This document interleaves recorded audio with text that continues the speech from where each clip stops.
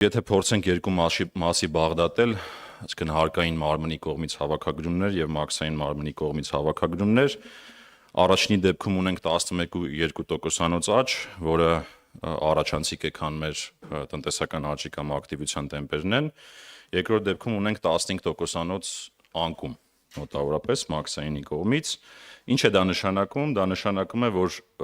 սահմանին հավաքագրումների կամ ներմուծման մեջ որոշ խնդիրներ են եղել, որոնք օբյեկտիվ են, հիմնական մասը ավտոմեքենաներն են, տեսեք նախորդող տարիներին բավական մեծ աճեր ունեինք ավտոմեքենաների ներմուծման եւ այդ բարձր բազայի վրա արդեն 2024 թվականին նվազում տեղի ունեցավ, ունենք նաեւ ծխախոտի ներմուծման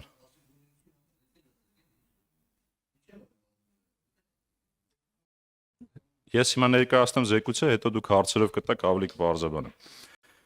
ծխախոտն է ներմուծման դեպքում, բայց կան հիմա եթե հարկերհնային գանք, այո, հարկերհնային նվազում տեղի ունեցել է մոտ 0.5%-ային կետով, բայց դա չի նշանակում, որ օրինակ ստվերի նվազման տեմպերը նվազել են։ Ինչու է հարկերհնային նվազումը տեղի ունեցել, մեկը նշեցի ներմուծման նվազման հետևանք, որոշ օբյեկտիվ գործոնների, երկրորդը արդեն ժամանակային լագն է, այսինքն երբ է ձևավորվում տվյալ ոլորտի ավելացված արժեքը եւ երբ է վճարվում դրա հարկը։ Հիմա երկու ոլորտ կա, որոնք բարձր աճի տեմպեր են ունեցել վերջի տարիներին, բանկային համակարգ եւ շինարարություն, որոնց հարկերը ավելի շատ նկատվում են այս տարի, այսինքն հարկային մուտքերը նկատվում են այս տարի, այսինքն կա տվյալ ժամանակահատվածի տնտեսական աճի եւ հարկային եկամուտների միջեւ խզում։ Այդ խզումը ուշանում է մուտքերը, դա է պատճառը նաեւ հարկերհնային նվազման, բայց նաև ունենք վիճակագրական որոշակի վերանայումներ, մասնավորապես տեղյակ եք, որ կան օրինակ, քանի որ այդ վերարտանման մասին էիք խոսում, վերարտանման շղթան հեշտ չէ հաշվառելը, այդ վերարտանման շղթայի հաշվառումը առևտրի մեջ որոշակի գերագնահատում ունի,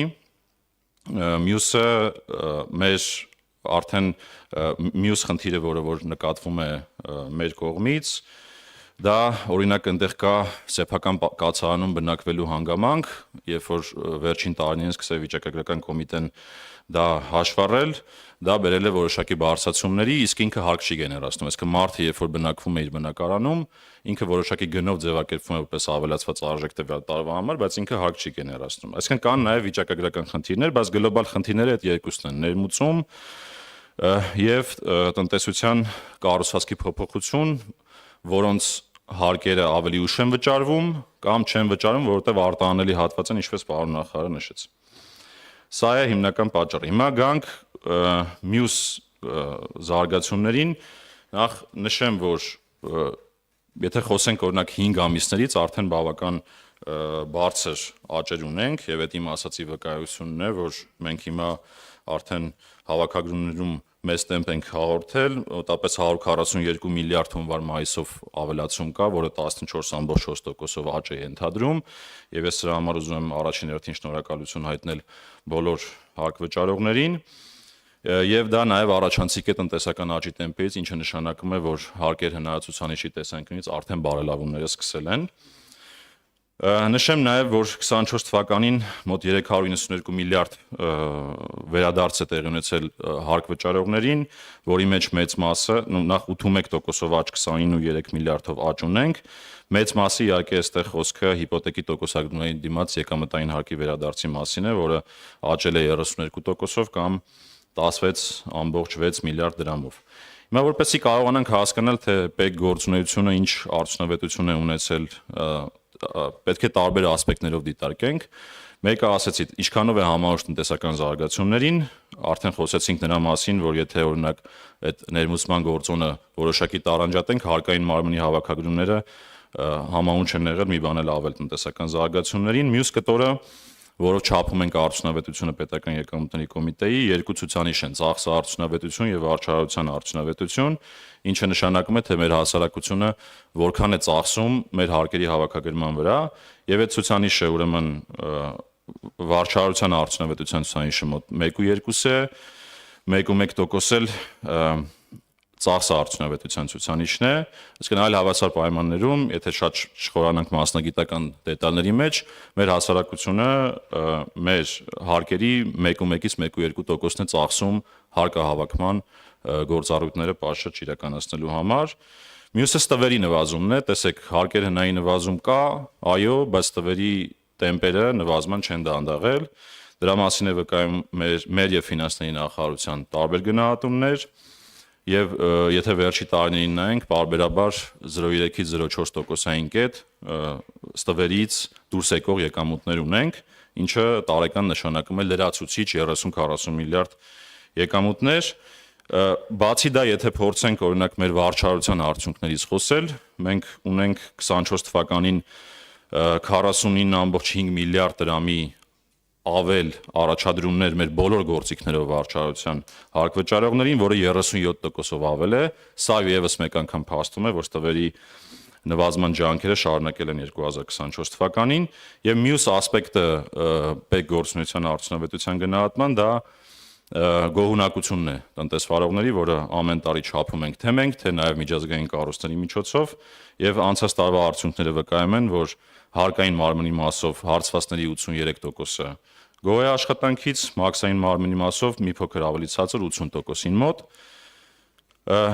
եւ վերջում մի փոքր անդրադարձ նաեւ հանուն արդարության նշեմ, որ քանի որ ես ինքս զբաղվել եմ կանխատեսումներով եւ այդ թիմը կոորդինացել եմ ֆինանսների նախարարությունում, եթե դուք վերցնեք մեր բյուջետային փաստաթղթերը նայեք, ուղերձ, միջնադամկետ ծախսերի ծրագիր, բոլոր տեղերում մենք կանխատեսումների ռիսկերը նկարագրել էինք եւ ցույց ենք տվել նաեւ կանխատեսումների դեպի ներքև վերանայումները հստակ ու դրանց գործոնները ու փաստացի երբ որ խոսում ենք կատարողականից 24 թվականի 92.7, ճիշտ է դա ճշտված ծրագրի նկատմամբ այդպիսին է կատարողականը, բայց բոլոր փաստերը հստակ հուշում են, որ դեպի ներքև վերանայումների օբյեկտիվ իրականություն կար, որը հստակ փաստարով է եւ հանրությանը ներկայացվել է։ Հիմա արդեն անդրադառնամ ծախսերի մասին, ֆինանսների նախարարը նշեց մեր հիմնական ծախսային կատարողականները, երկու հիմնական ծրագիր ենք իրականացնում ու մինչև 2024 թվականը մեկ ծրագիր էր, արդեն երկուս, որին ավելացել էր մեկ ծրագիր հիպոթեքի տոկոսների վերադարձի ծրագիրը, որը 68.6 միլիարդ է եղել եւ ամբողջությամբ կատարվել է։ Մյուս մասը արդեն հարկային եւ մաքսային ծառայություններ ծրագիրն է եւ մեր կատարողականի, այսինքն ծրագրից որոշակի շեղումը պայմանավորված է հենց այս ծրագրի կատարողականով, դա կազմել է 34.1 միլիարդ դրամ, ապահովել է 86.1% կատարողական, եթե փորձենք բացել, թե որ միջոցառումներն են, որոնք բերել են ծրագրից որոշակի դեպի ներքև շեղման, երեք հիմնական միջոցառումներ ունենք, առաջինը հարկային մաքսային ծառայությունների միջոցառումն է, մյուսը կապիտալ ծախսերի երկու մասեր են, մեկը մեր շենքային պայմանների բարելավման միջոցառումն է եւ մյուսը արդեն արտաքին աջակցության կամ վարկարման ծրագրերով իրականացվող կապիտալ ծրագրերը։ Հիմա առաջինի մասով նշեմ, որ ունենք հարկային մաքսային ծառայությունների միջոցառման մասով 25.4 միլիարդ դրամ օգտագործում 24 թվականին, որը կազմել է ծրագրված ցուցանիշի 96%-ը։ Սա հիմնականում լավ երևույթ է տեղի ունեցել, խնայողություններ են տեղի ունեցել, ինչ է դա նշանակում, մրցույթների արդյունքում ապրանքների եւ ծառայությունների գները որոշակի դեպի ներքև են վերանայվել եւ դա է պատճառը, որ ծրագրից 4%-ային կետով դեպի ներքև է շեղվել, այնուամենայնիվ անցած տարվա համեմատ այս ծրագրով 20%-անոց աճ ունենք, շուրջ 4.3 միլիարդ դրամ, որը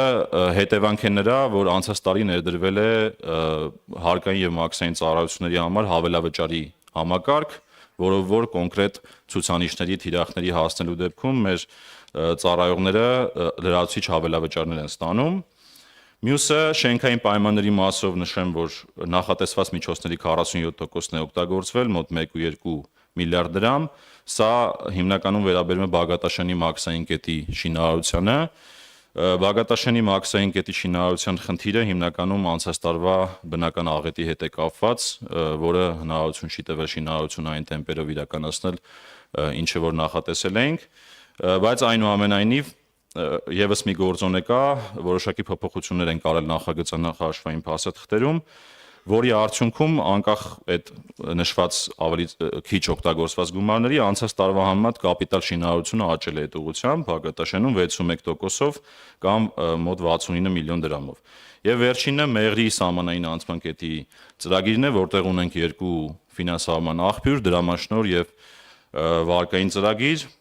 Նախ նշեմ, որ օգտագործվել է այստեղ միջոցների 31%-ը, 1.2 միլիարդ դրամ, որից դրամաշնորհային ծրագրի մասով 947 միլիոն դրամ կամ նախատեսված միջոցների 49%-ը, իսկ վարկային ծրագրի շրջանակներում շուրջ 210 միլիոն դրամ կամ նախատեսված միջոցների 11.5%-ը։ Առաջին հայացքից կթվա, որ բավական ցածր են ցուցանիշները, բայց այստեղ էլ օբյեկտիվ երևույթ կա, տարին պլանավորվել էր, բայց քանի որ վարկային եւ դրամաշնորհային ծրագրի բանակցություններ են գնացել եւ դրանց ուղղությամբ արդեն մասանումների վերաբերյալ փաստերը ստորագրվել են 24 թվականի մարտի 20-ին, դրանից հետո շինարարը արդեն երբ որ երաշխիք է ներկայացնելու եղել, ուշացել է դա հասնելով մինչև հունիսի վերջ եւ փաստացի տեղի ունեցել տարվա երկրորդ կեսին շինարարությունը եւ դա է պատճառը, որ ունենք ավելի քիչ օգտագործում այդ միջոցների։ Նշեմ նաեւ, որ ինչպես ֆինանսների նախարարը նշեց, մենք ունենք նախատեսված 13 ծրագիր կար, բայց փաստացի 17 ծրագիր է իրականացվել։ Ստեղ ավելացումները հիմնականում պայմանավորված են 3 միջոցառումներով։ Առաջինը ՊՕԱԿ է ստեղծվել G-Solution, որը տեղեկատվական համակարգերն է սպասարկում ինչպես պետական եկամուտների կոմիտեի, այնպես էլ ֆինանսների նախարարության։ Մյուսը մեր ֆիզիկական անձ մեքենա ներմուծողներին աջակցության ծրագիրներ մաքսային վճարների ուղղությամբ եւ երրորդը, որը սովորաբար չի լինում, բայց տարվա ընթացքում վերաբաշխման ճանապարհով է արտացոլվում բյուջեում, դա հայցադիմումների համար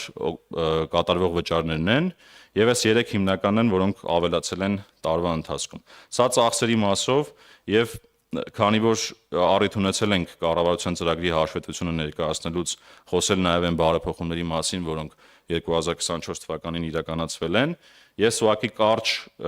կփորձեմ անդրադառնալ ամենաէական միջոցառումներին, որոնք 24 թվականին եղել են։ Տեսեք, մեր գերխնդիրը վերլուծությունները զարգացնելն է եւ հնարավորինս անհպում ու տնտեսվարողներին եւ հարկվճարողներին չխանգարելով վարչարություն իրականացնելը։ Այս ուղղությամբ ստվերի գնահատման նոր գործիքներ են ներդրվել, սա համատեղ ֆինանսների նախարարության հետ համատեղ աշխատանք է, նաև մեր կենտրոնական բանկի եւ էկոնոմիկայի նախարարության գործընկերների։ Նախկինում ունեինք մակրո գնահատումները վերևից ներքև, հիմա ունենք ներքևից վերև արդեն գնահատումներ շահութարկի ու եկամտային հարկի մասով։ Հարկային ռիսկերի վերլուծության համակարգը կատարելագործվել է մոտ 35 չափանիշներ կամ շուրջ 50%, որը բերել է նրան, որ մեկ ստուգման արդյունքում բացահայտումները աճել են եւ շարունակաբար աճում են։ Մյուսը օրինապահության համակարգի ներդրումն է, մոտ 168 հարկ վճարող դիմել է, հավաստագիր են ստացել 83-ը, որից 2-ը արտաքին առևտրի գործունեությամբ զբաղվող, եւ մաքսային ռիսկերի վերլուծության համակարգում էլ բարելավումներ ունեն գործիքների, որի արդյունքում կարմիր ռիսկի մակարդակով դեպքերի քանակը, այսինքն առանց զննման դեպքերի քանակը էապես նվազել է ընդհուպ հասնելով մինչև 6%-ի այդ ընդհանուր բեռնափոխադրումների մեջ։ Թվայնացման ուղղությամբ 2-3 կարևոր բան նշեմ, ներդրվել է եկամուտների հայտարարագրման հարթակը, ինչպես վեբ տարբերակը, այնպես էլ բջջային հավելվածի տարբերակը, ներդրվել է հարթակ, որտեղ որ մեր հայրենակից տաքսի ծառայություն մատուցող հայրենակիցները կարողանում են իրենց հարկերը պատշաճ վճարել այդ MyTax հավելվածի միջոցով եւ նաեւ ունենք ներդրված մաքսային վճարների համակարգ պոստտերմինալների միջոցով, ինչպես նաեւ գործարկվել է մի քանի աղբյուրի ստացման ենթակա եկամտից հաշվարկված եւ փոխանցված սոցիալական վճարների առավելագույն չափը գերազանցող գումարների վերադարձի ավտոմատ համակարգ։ Մաքսային ընթացակարգերում էական բարելավումներ ունենք, մասնավորապես եթե խոսենք նրա մասին, թե ինչ են կարել, ֆիզիկական անձանց առաքայինների գծով հայտարարագրման գործընթացն է պարզեցվել, նախնական մաքսային հայտարարագրման համակարգը, որը 2023-22 թվականին էր ներդրվել, դա տարիներ շարունակ էական բարելավումներ կան նաև 24 թվականին, նշեմ, որ մաքսային ձևակերպումների ժամանակահատվածը երկիր մուտք գործելուց մինչև ապրանքի բաց թողումը նախկինում 2-3 օր էր, վերջին տարիներին հասավ 1-1.5-2 ժամ, 24 թվականին հասել է արդեն 1 ժամի եւ նաեւ ներդրվել է պարբերական մաքսային հայտարարագրման համակարգը, որը այն նախնական հայտարարագրումից տարբերվում է նրանով, որ մինչեւ այդ սահմանը հատելը ներմուծվող ապրանքները ուրեմն հայտարարողի կողմից ճշգրտվում է հայտարարագիրը, որից հետո միայն տվյալ հայտարարագրով ներմուծվող ապրանքները կարող են բաց թողնվել։ Պարբերական մաքսային հայտարարագրման դեպքում դա նախնականի դեպքում էր, պարբերական մաքսային հայտարարագրման դեպքում հայտարարված ապրանքների բաց թողումը իրականացվում է մինչև սահմանը հատելը, ինչը նշանակում է կազմակերպությունը մեկից ավել տրանսպորտային միջոցներով ներմուծվող մեկ խմբականակ բեռը կարող է տնօրինել տրանսպորտային միջոցի սահմանահատման պահից միանգամից։ Ներդրվել է նաև մայլինգ համակարգը, որը թույլ է տալիս առանց մաքսային մարմին այցելելու, սպասարկման սրահ այցելելու հեռավար ռեժիմով սպասարկել եւ 24 թվականին 4000 հայտարարագիր այդպես է սպասարկվել։ Ներդրվել է նաև ժամանակի վերահսկողության համակարգ, որը թույլ է տալիս մաքսային ընթացակարգերը սկզբից մինչև վերջ ժամանակի չափումով պատկերացնել, թե մարդիկ ինչքան ժամանակ են այդ ծախսում։ Մյուս ուղղությունը ենթակառուցվածքներն են, որի մասին խոսեցի, Երևանի Մեղրի անցակետի մասին խոսեցի, Երևանի ԱՏԳ-ի մասով ունենք արդեն քանման աշխատանքների իրականացված եւ շուտով պետք է անցնենք արդեն շինարարության փուլին եւ նաեւ նշեցի Բագատաշենի մասին, որը անցած տարի իհարկե կիսով չափեր արվել, այս տարի արդեն առաջի փուլը ամբողջությամբ ավարտել ենք։ Կուզեմ նաեւ նշել մեր մարդկանց եւ մեր աշխատակիցների կարողությունների բարձրացման մասին 113 ուսումնական դասընթաց է կազմակերպել, որին 2808 աշխատակից մասնակցել են,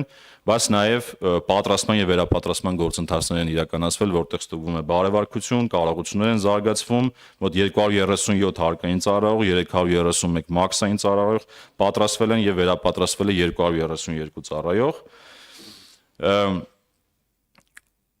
Եվ վերջում ամփոփելով միջազգային համագործակցության ուղղությամբ 24 թվականին որոշ կարևոր ծրագրեր,